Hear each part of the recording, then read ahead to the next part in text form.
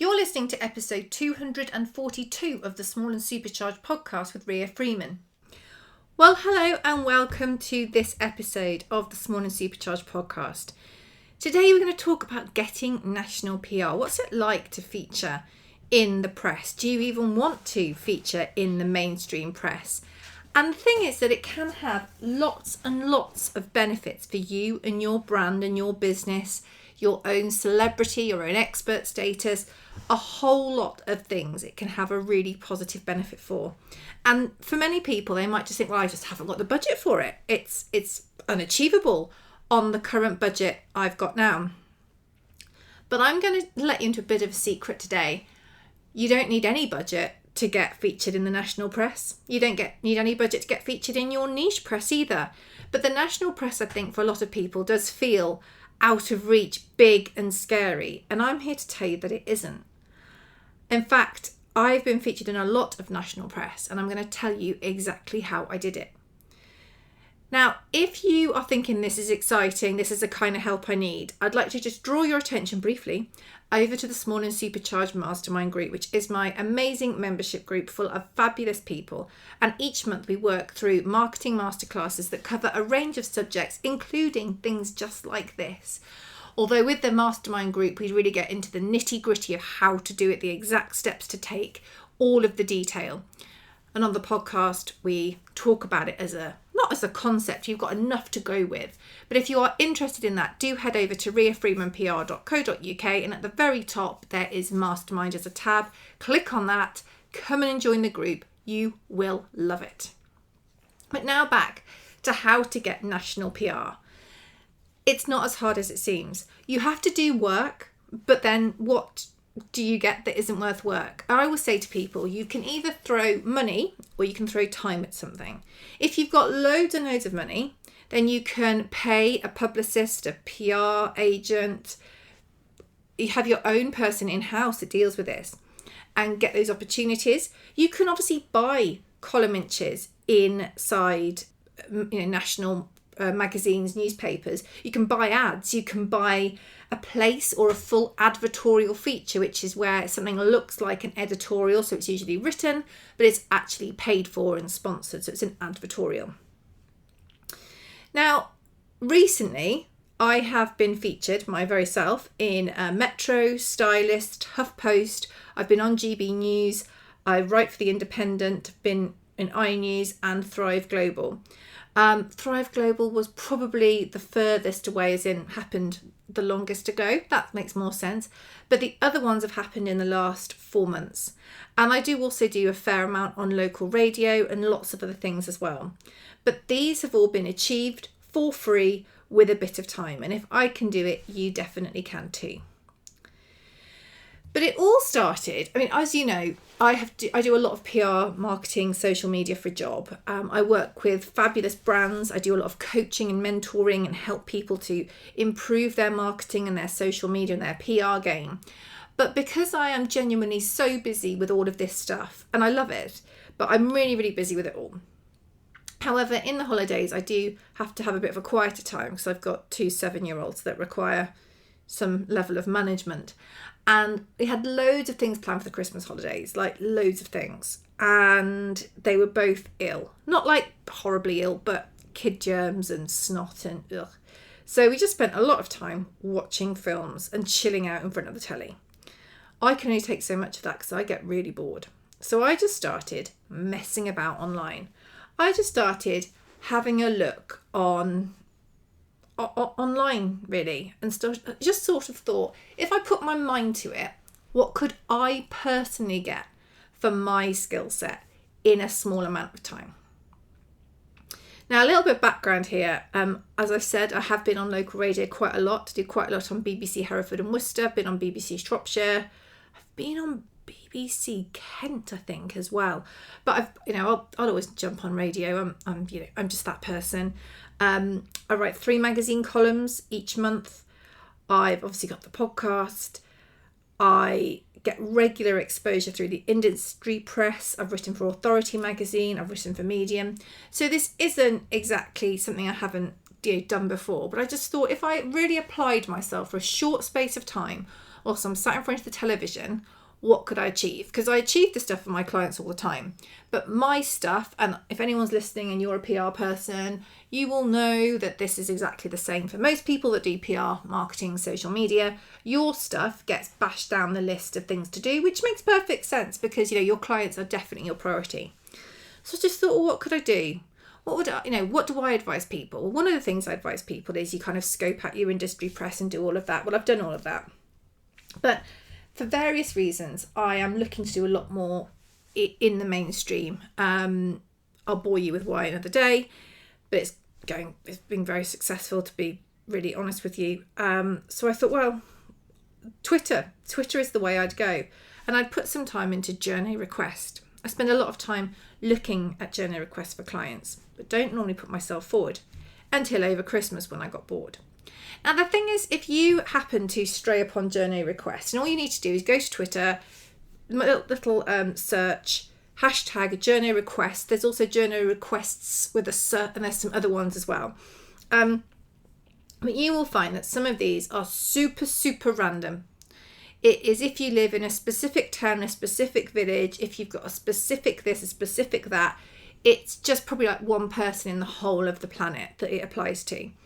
However, there are some broader ones, and that's really where I started doing it. I thought, right, let's have a little look. And there were loads of things going on in the news, which helps feed in to what I do. And I just started replying to a few of them. Now, they weren't all successful at all, but some of them were. And some of them have really, really been very, very positive. Now, the thing is, you don't necessarily want to talk about your business all the time because that's not what the requests are about. They're often people stories, so your knowledge and your life that is of interest. One I talked about my dog for, and that was because there was a question about what has made something like what's been the highlight of 2022. And I thought, actually, I'm really pleased about the dog. So I did that and I had a look at that. The great thing is that Journey Request is free for everybody to access. And that means that journalists use it a lot. And I'm not just talking about small local papers. I'm talking about the big national ones as well. They use Journey Request to find interviews. Now, there are lots of other ways you can also find interviews. I'm not saying this is the only way, but I'm saying this is a really, really good way of doing it. It's free, it's easy, and don't get me wrong, some days you'll look and you'll think, there is nothing here that's relevant for me. But the beauty is you don't need a lot to be relevant for it to have a really good effect on you and your business.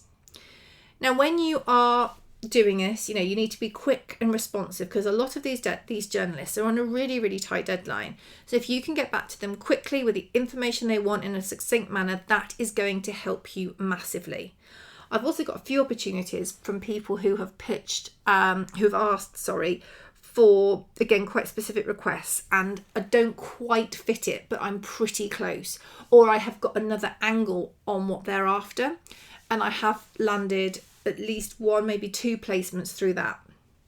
So that can be useful as well, to look at what they're trying to achieve, look at what the journalist is trying to achieve and think, can I contribute to that? Can I help that discussion along at all?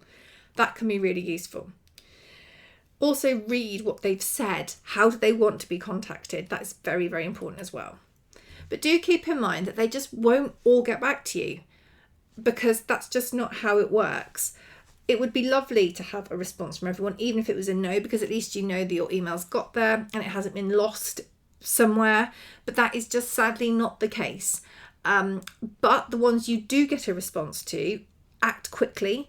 If it's a no, that's okay as well. I like to use it as a way to grow my network as well. So if it's a no, I would still potentially ask if they were interested in anything around the subjects that I'm strong on, or if I could be added to any list of people they wanted to interview based on the subjects that I'm strong on as well. And the thing is, we have all got subjects that we're strong on. If you look at the Journey Request hashtag, you will see how niche some of these requests are.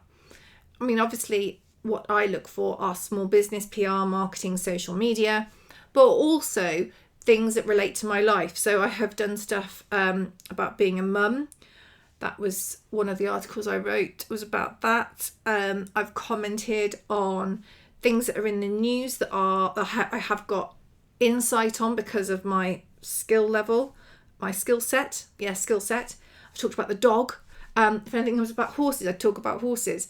So it's not just what I do for a business, and therefore whoever you are listening to this, if you think, you know what, I do want to contribute to something like this, I do want to have my name in print, I do want to increase my exposure through the national press.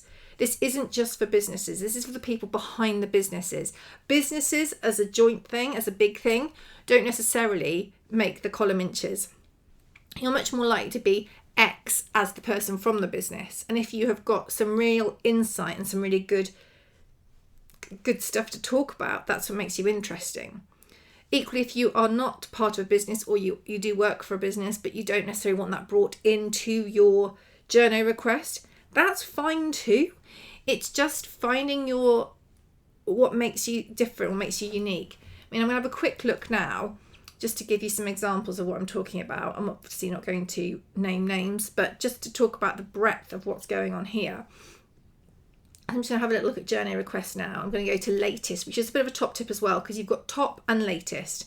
If you go to latest, they're the ones that have been posted most recently. So here we've got one about patients who are currently having treatment for a specific type of cancer. We've got a lot about junior doctors and hospitals, because as I'm recording this, there's the junior doctor strike is on.